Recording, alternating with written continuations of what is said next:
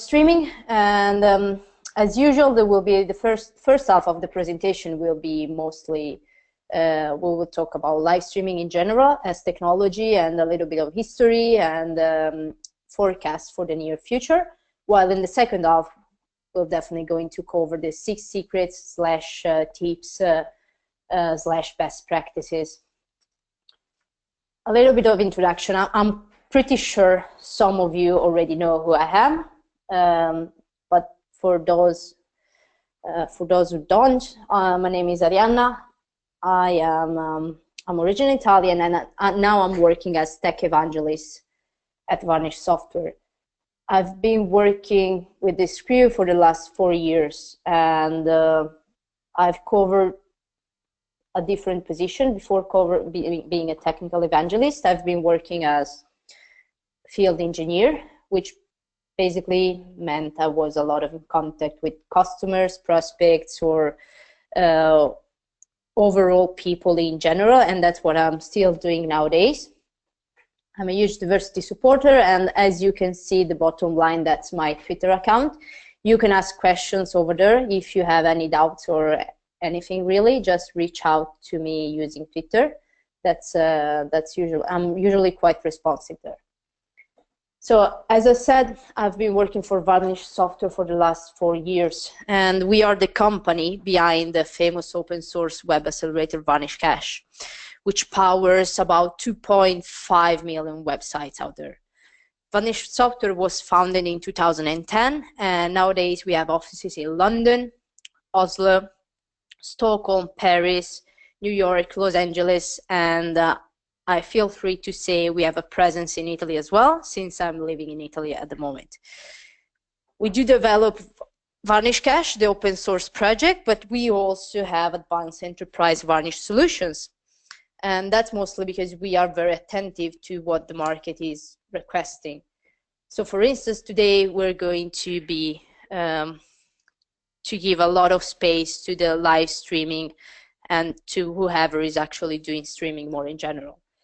Among our customers, I'm not going to mention or read all the brands like NBA, Vimeo, but as you can see, you can definitely recognize that some of them are doing live streaming. NBA is definitely doing live streaming, so does ESPN. Tesla is a very interesting use case. So we have quite big brands which decided to go for Varnish Plus solutions. Topic for today is live streaming, and that's a definition you can find on Wikipedia. And the very difficult part of this definition is this simultaneously. Because when we do live streaming, we need to record and broadcast in real time to the end user. And obviously nothing can go wrong in that chain. And that's exactly where we need to stay focused, and that's exactly what we try to learn today throughout the webinar. Okay, let's talk about live streaming and how it is influencing our lives nowadays. While I was doing some research for this webinar, I've sort of figured out that live streaming is literally everywhere. Like everyone is doing some sort of live streaming, and it's not only related to sports events. Obviously, when we mention live streaming, one of the first things that pops in your mind and mine as well is big sport events, such as, I don't know, the next 2018 World Football Cup, Super Bowl, which is happening real soon, 2020 Olympic Games. That's really it. That's why live streaming was born in 1995, actually. And then we have news, we have awards show, but then obviously we have another slice of the market, video games, for instance. So online video games are quite popular nowadays, and you can either watch them, or you can definitely play and cover an active role in that. Social media, that's even more new than video games, and that's because throughout the last 3 years, I will say all the social media platforms have introduced some sort of live streaming option.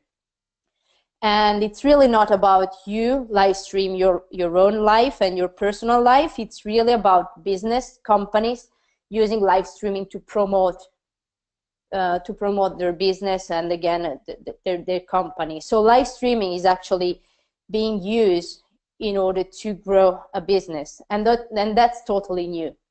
And then we have any other business, and really we're talking about universities. They might want to stream classes, or institutions, or any sort of institution. I do remember when I lived in Norway, they used to stream live parliament meetings,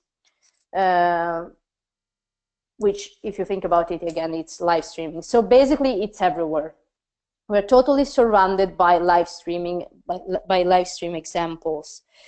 Just to give you a brief history about it, in 1995, as I said, they first streamed a baseball game. That was completely new. Nowadays, like, this looks completely natural to us. Like, any big sport event is live streamed. Otherwise, it doesn't really even make any sense at all. In the mid-2000s, we slowly moved on to HTTP-based and a CDN world. And that's basically the live stream we know nowadays and we still use.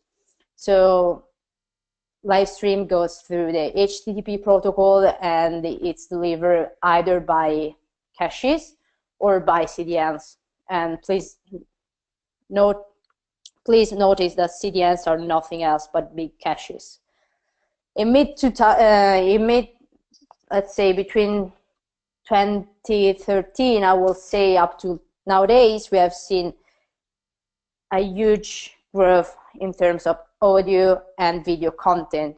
And like, think about Netflix, or think about YouTube or Spotify, or Facebook, or like any other platform delivering both live streaming and video on demand. Remember, today we talk about live streaming, but the border between live streaming and video on demand, it's really thin. And by 2020, we actually expect to have more than 80% of the content available on the internet to be video, some sort of video. It can either be video on demand, it can be over-the-top content, or it can be live streaming as well. And that's obviously confirmed by Cisco. Like, Cisco produce they do have very good insights on what's going on in the market and what's going on with the internet itself. I strongly suggest you to give a look at their at the researches they do. So just a few numbers. We have a brief history in the graph as well, just to try to understand what's the trend for video content. So as you can see, file sharing has been steady from 2014, and we don't really expect it to grow even next year. That will be totally fine. When it comes to web, email, and data, we see a gentle and constant growth throughout the years, but nothing really serious. But when it comes to video, and again, that's live streaming and video on demand, we actually see video will dominate the internet. So next year we expect to exchange something like 83 and 300 petabytes of video content, which is massive. Therefore, we gotta be ready in terms of network and architectures and strategy as well. One of our customers, actually, to be honest, I work on support quite often, and most of our customers can definitely agree with the previous number. One of those customers is Eurosport. So Eurosport is a television sports network, and the normal traffic is around 20,000 requests per second, which is already quite high. But during big sports events, such as the Roland Garros, for instance, they reach 50,000 requests per second. And implementing Varnish Plus, they did manage to offload more than 50% from their backends. So this basically means that out of 50,000 requests per second, only 25,000 requests will hit the backends every second. And if we think about live streaming, that's a very, very good achievement.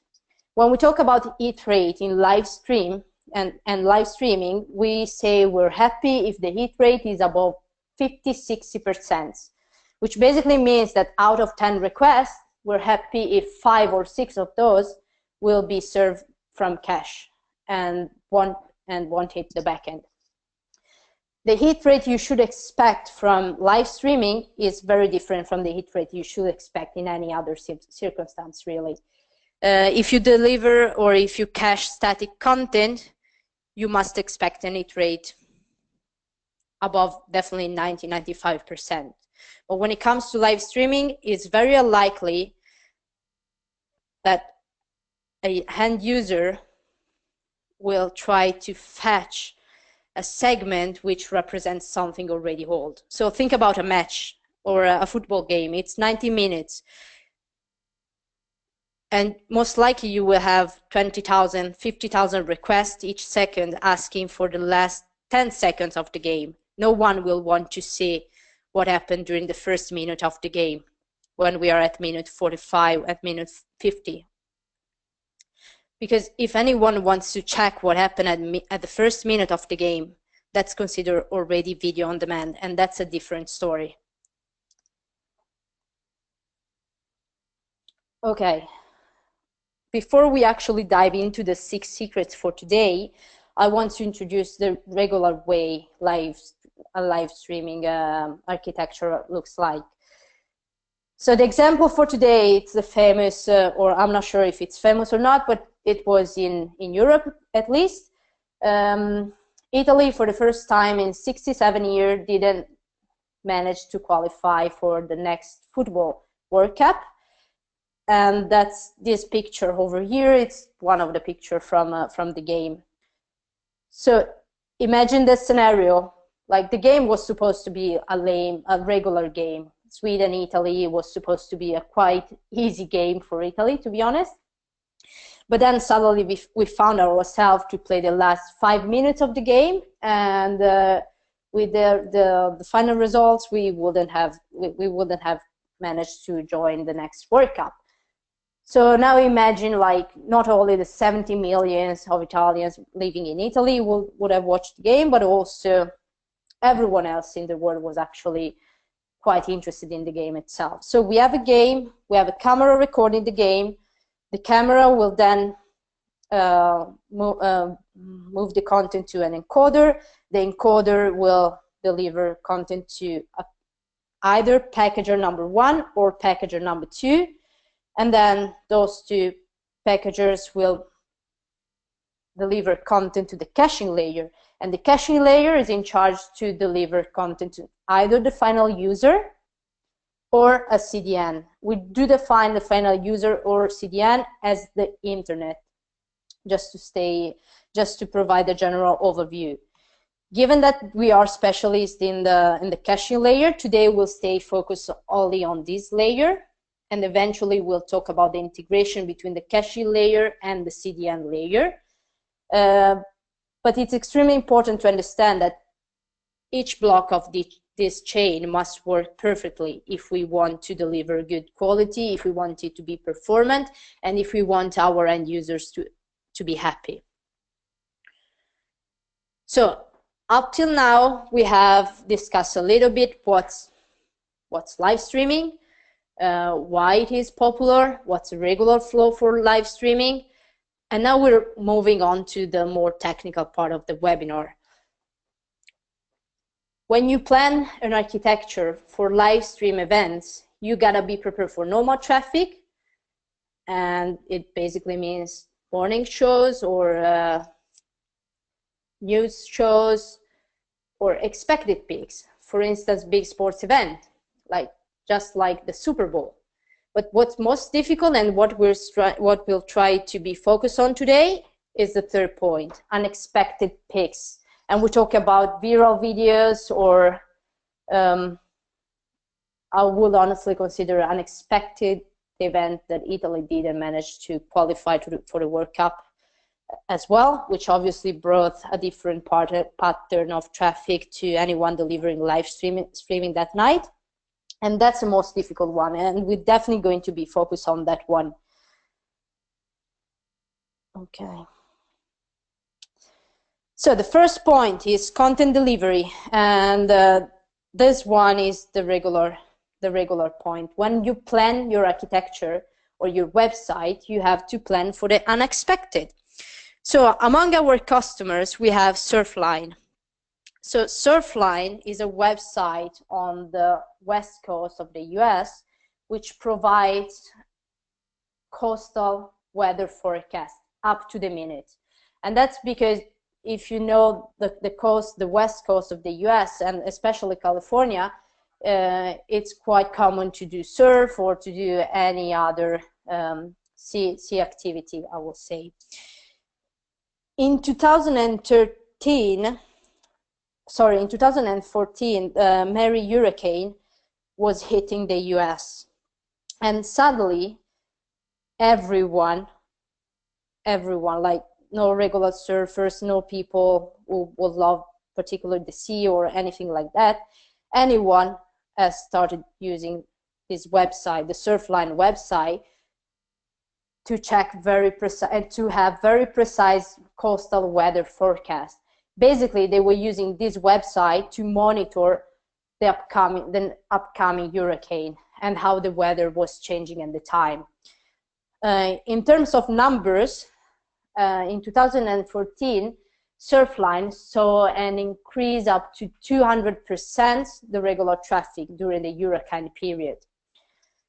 So they had a very good outcome. They did survive the wave. They managed to fulfill each incoming request.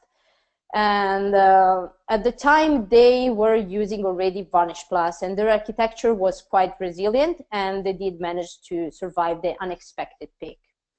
So whenever you plan or whenever you do develop your own website or your content delivery network or really the whole architecture, you have to think about this use case, because that's something they would have never really expected.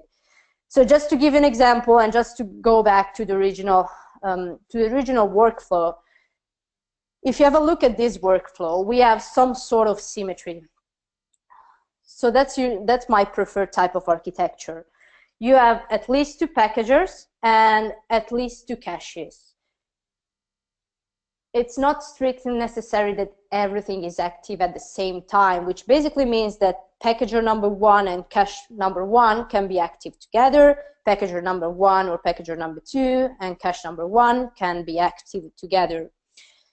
So now, in the scenario where cache number 1 just goes offline because you gotta do maintenance, someone steps on your server's cable and just disconnect them, you can redirect the packager number 1 and packager number 2 to talk to cache number 2, which can then deliver content to the rest of the internet and to the final user. So think about symmetry. Think about the unexpected whenever you're planning your architecture, and that's the very first point. The second one is resilience. That's actually a very nice sentence. Failures will happen. Like, you can't really avoid, again, the unexpected, but you will have to find some sort of backup, and you will have to react to the unexpected. Focus on being always available. Like, again, from now on, we'll just stay focused on the caching layer. So anything that is not a caching layer will just be in this blue cloud.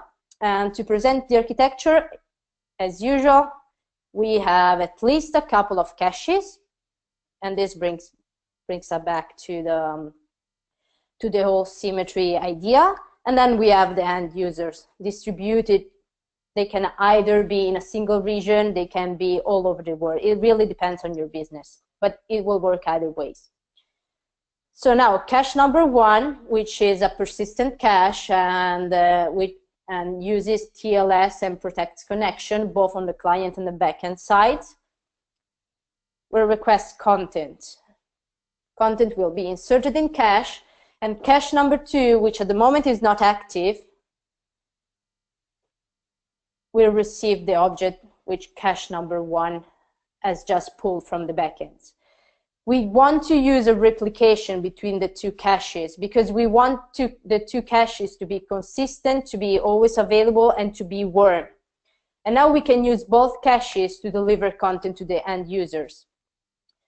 So now let's plan some maintenance on cache number 1, the one on the left.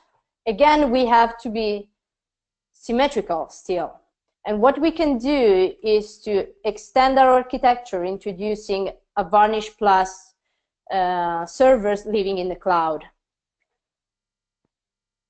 And server number 2, cache number 2 now becomes the main cache. And again, we do apply replication, and we have replication between a server living in a bare metal in your data center and a server living somewhere in the cloud in a different region. It will work anyway. There will be no high latency. Obviously, there are other points coming in the game as well, such as it really depends on the network you're relying on. It depends on the region you're trying to set up your Varnish instances. There are different part of in the same game, and again we can deliver content to the end users. So the recipe to be resilient is we need to use a massive storage engine for persistence, because we don't want our cache to lose all the content if it gets restarted or if anything else happens. We do use VHA, Varnish High Availability, to do replications between the two or three different Varnish instances, and that's because we want to have consistency among the caches, and we want to apply replication again. And as I said at the beginning, we want Varnish to use secure connections. The reason for this, it's mostly, well, first of all, it's because we want to have secure connections, because we want to have secure data. But then there is another reason, and that's because most of the content we consume nowadays, and video and audio content, goes through a mobile connection. Mobile connection is usually faster if the data we want to deliver is encrypted. I talk about this in the mobile performance webinar. It's available among the webinars. I can't really talk about the SSL and mobile performance for the next 20 minutes. And another point regarding SSL and TLS, it's the upcoming GDPR, the Global Data Protection Regulations. It will become official, well, it will take place in May 2018. Again, I'm not going to spoil anything about this, but there will be stricter rules for when it comes to data exchange or data processing or data storing as well. And SSL and TLS will play an important role in all of this. We will host a webinar in 2018 about this, so there will be definitely more details in the future. So up till now, we said we want to be symmetrical, we want to be resilient, and when we say we want to be resilient, it basically means we want to be consistent, always available, and we want to be secure as well. And now we move on to the third point, origin protect. So everything is perfect up till now, but the most important part of your architecture is the content itself. Like, if you don't secure your content and if you don't protect it, you basically don't have the rest of the workflow. So we can use Varnish to not overwhelm our backends or your backends in this scenario.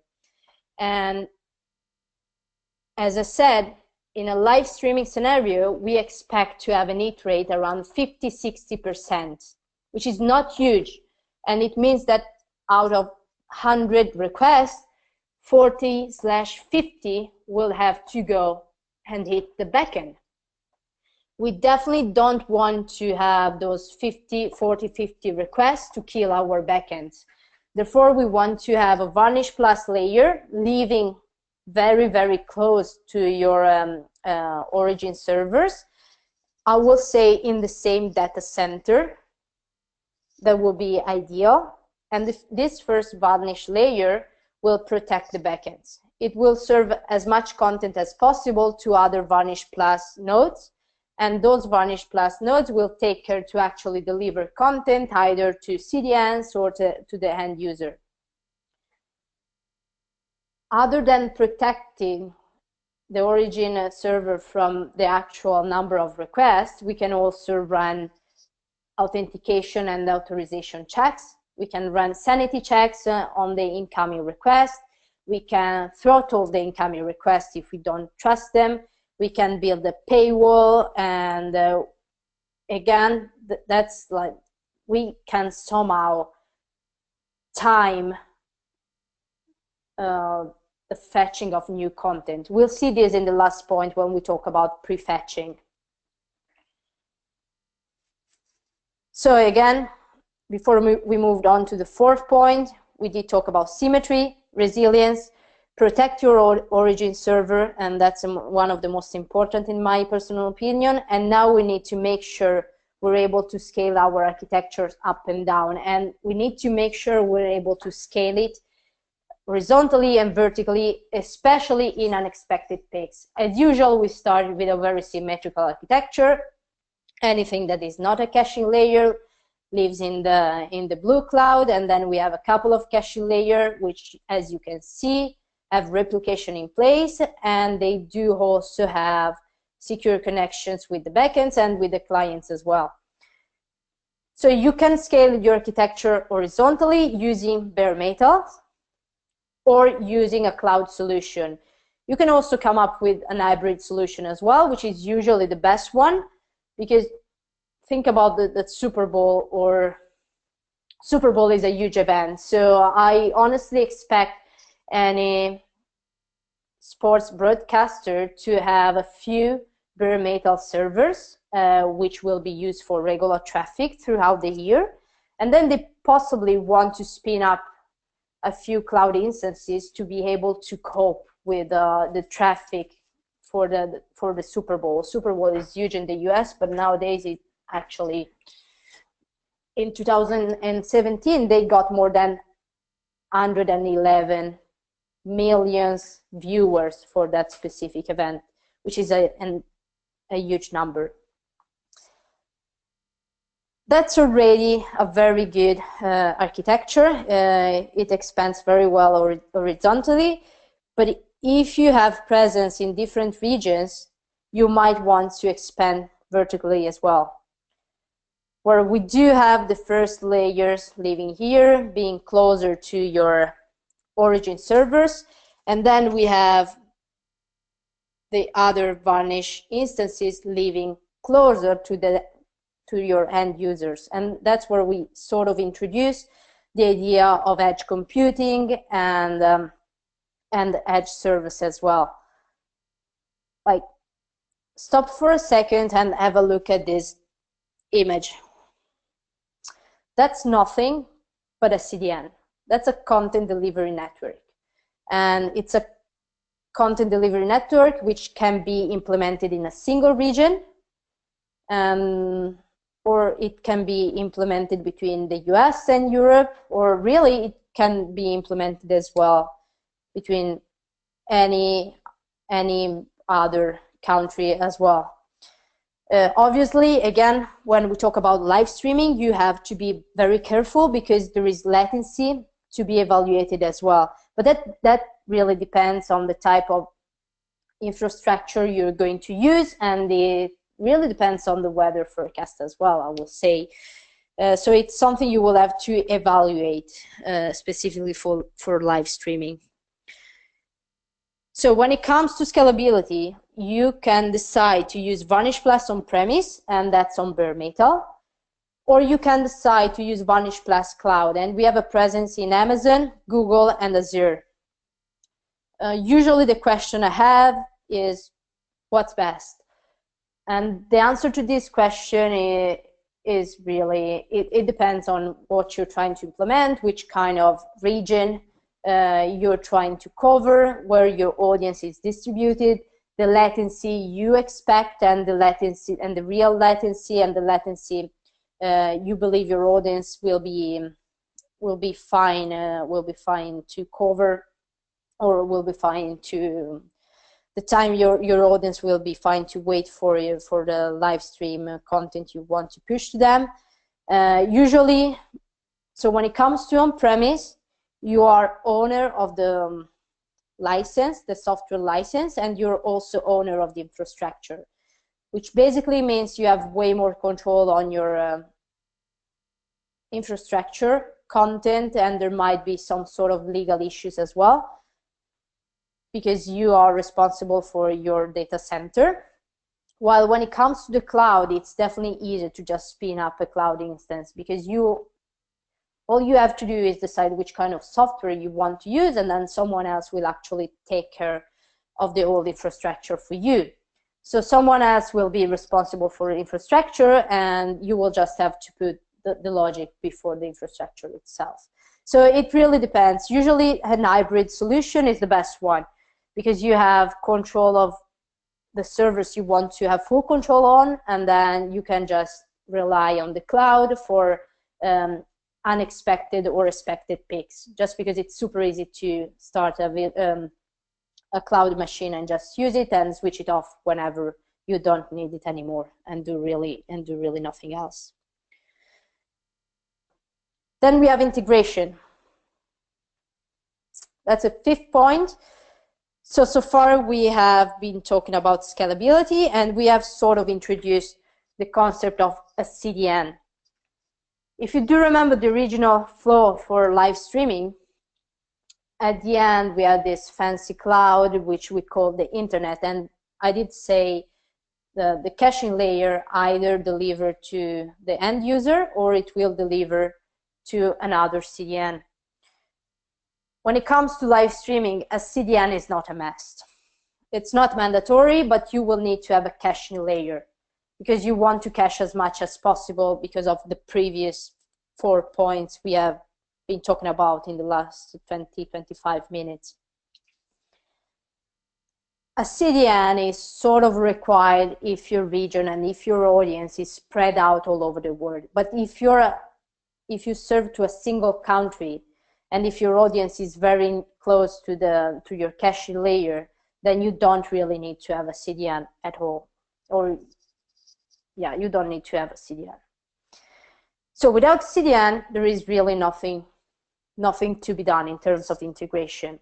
Like the last layer before your end user is the caching layer, and as long as that one is optimized, everything should be fine, at least when it comes to that specific layer.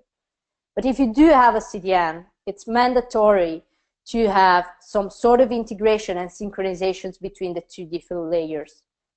And that's for performance reasons. One of the most famous CDNs, or commercial CDNs, is Akamai, and we did implemented a vmode, a Varnish module, which synchronized the caching layer, the Varnish caching layer, with the Akamai. So the solution, the problem we try to solve here is it's a very simple problem. Let's assume you have content in your caching layer. So you have content in Varnish itself. This content is then served to the CDN layer, to the Akamai layer, basically. You want to purge content, and what you do as sysadmin, you do purge content in Varnish itself. So without this vmode, in order to make sure you have purged content both on the CDN layer and on the caching layer, you will have to purge first content in Varnish, and then you will have to purge content in Akamai as well. And that's the same for time to leaves or caching policies, for instance. As I said, a CDN is nothing else but a huge cache. Varnish is a cache itself, but you have full control on it. A commercial CDN is a huge cache which provides the same service to different websites. So you have no 100% control on it. So you want your Varnish caching policies to be applied to your content, and you want Akamai to respect those caching policies. Without the Akamai connector, this wasn't possible. With the Akamai connector, we have full synchronization between the two layers. So we have a few core capabilities. I'm not reading through each of them. The most important are the purge synchronizations. So we do invalidate content both in Varnish and Akamai at the same time. We do define caching rules both in Varnish and Akamai at the same time, and they both will respect the caching rules we have defined in Varnish. And then we will have ESI processing, which will be respected by both the caching layer and the CDN layer as well.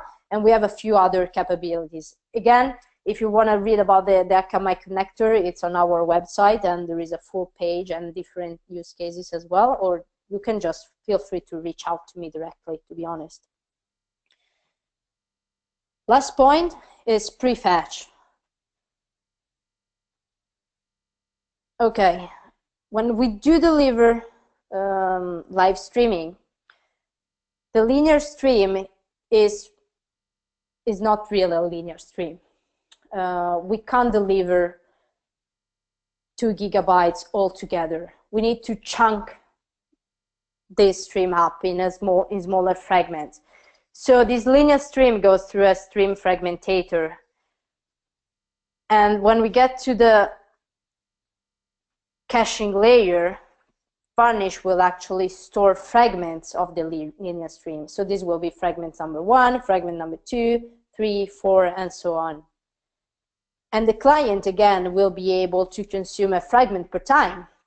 So the client will first request fragment number 1, and when he has watched fragment number 1, he will ask for fragment number 2, and then fragment number 3, and fragment number 4. And that's obviously the idea behind it, and the idea behind fragmenting a linear stream is to be performant and be able to do any sort of modifications and provide a good quality to the end user as well. So what we can do in Varnish is, since we know most likely, again, think about a football game. The user will watch minute number 1, and then he or she will want to watch minute number 2, and then minute number 3. So what happens is that the user will issue a request to have the segment representing minute number 1. And Varnish, using the prefetch option, will be able to prefetch the segment for the minute number 2.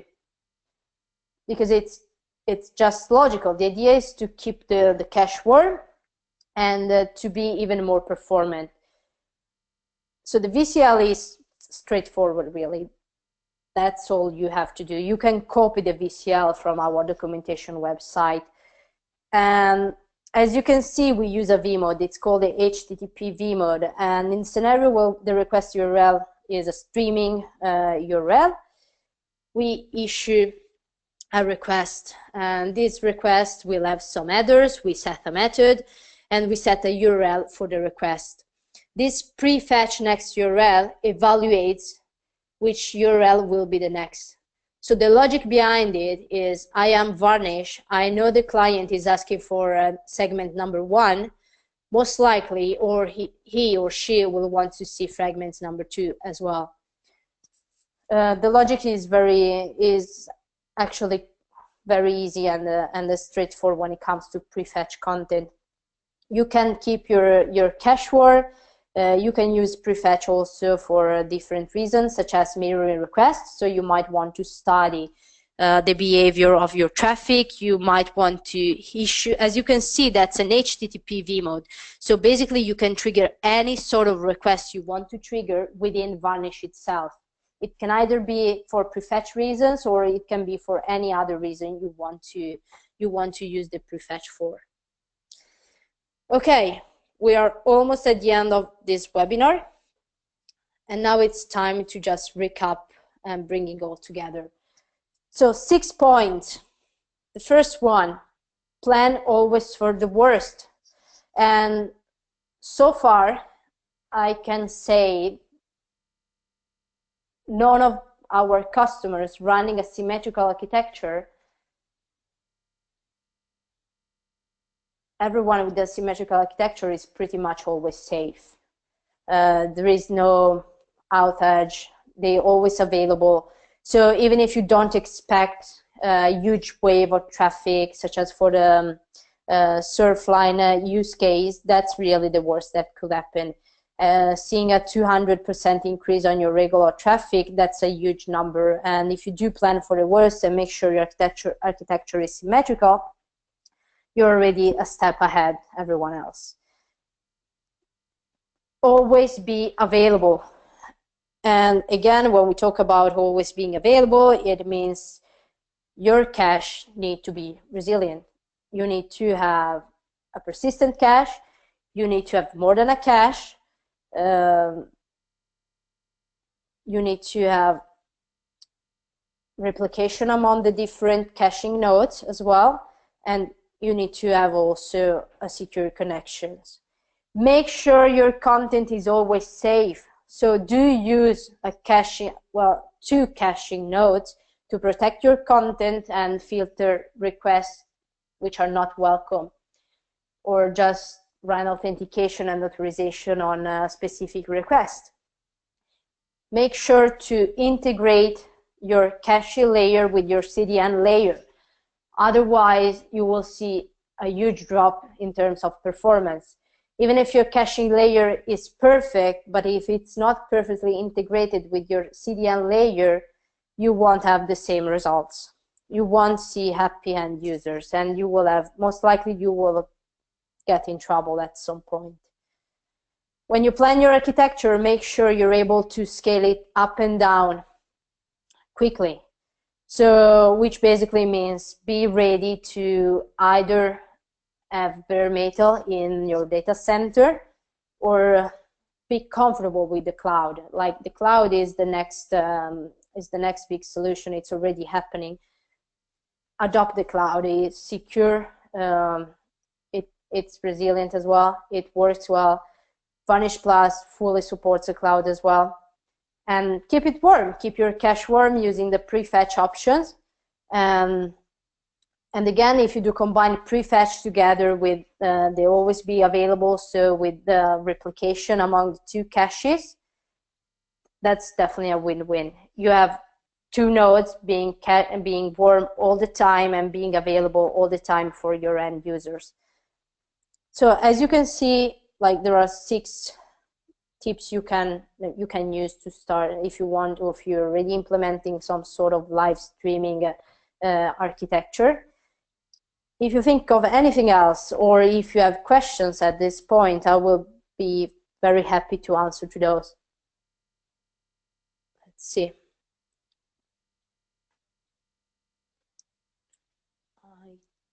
So questions. By packagers, do you mean streaming? Yes, by packagers. So the question is, by packagers, do you mean streaming video servers? Yes, I do mean streaming video servers. Actually, more in general, before the caching layer, you can implement any sort of live video streaming architecture you want to implement. We are specialists for when it comes to caching and the content delivery more in general, but before that, you are absolutely free to implement them as you prefer. What is the best SSL termination for a Varnish in case of reverse proxy caching Varnish? I think you can all see my screen. So the architecture, so you're using a reverse proxy caching Varnish, and then you have SSL and original data. So I think your question is, what's an SSL terminator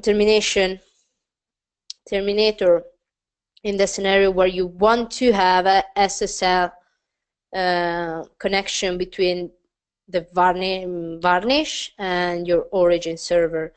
There is none.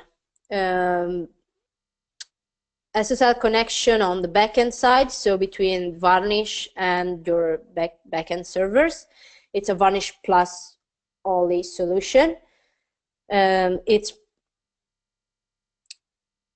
really a matter of just switching it on and off on your Varnish Plus instance, but there is no open source solution that I'm aware of.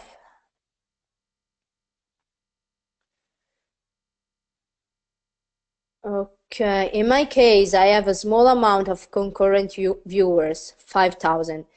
My bandwidth upload is limited. Varnish Plus Cloud is a must, but CDN might not be required, even if my upload bandwidth is limited. Okay, that's a difficult question. So the question behind it, the scenario is, I have 5,000 viewers and a limited upload bandwidth.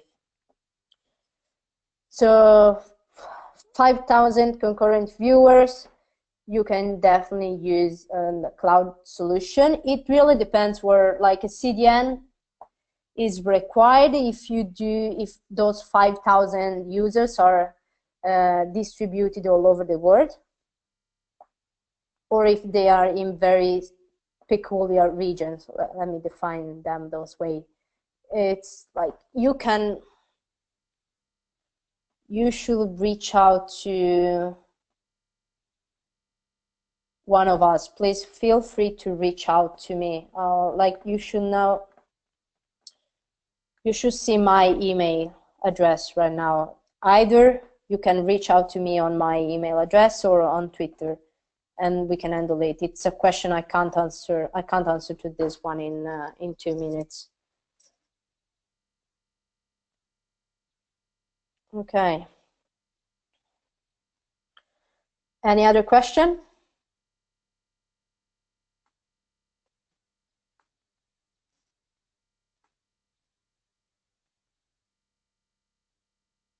Let's wait. No. Okay.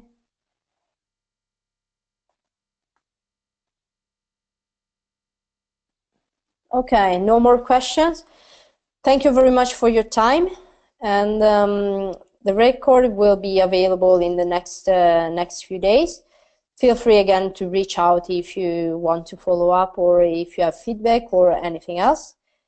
Have a pleasant evening if you're in Europe. Otherwise, have a great day if you're in the US, and a lovely night if you're on the other side of the world. Cheers, everyone. Bye.